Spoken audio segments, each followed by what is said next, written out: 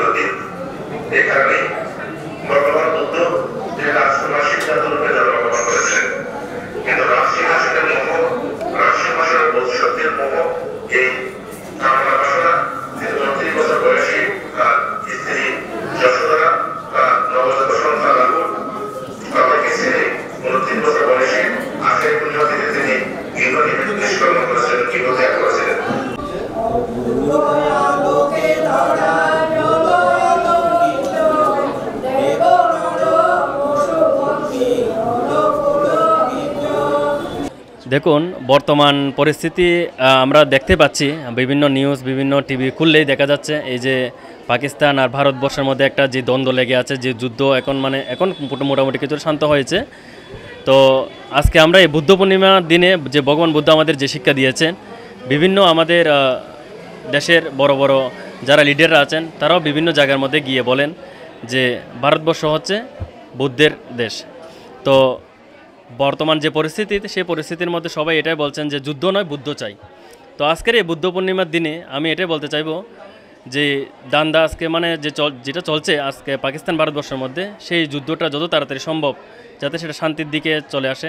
ভগবান বুদ্ধ যেটা শান্তির বার্তা যেটা সবাইকে দিয়েছেন, যে কাউকে হিংসা করে নয়, ভালোবেসে সব কিছু জয় করতে হবে।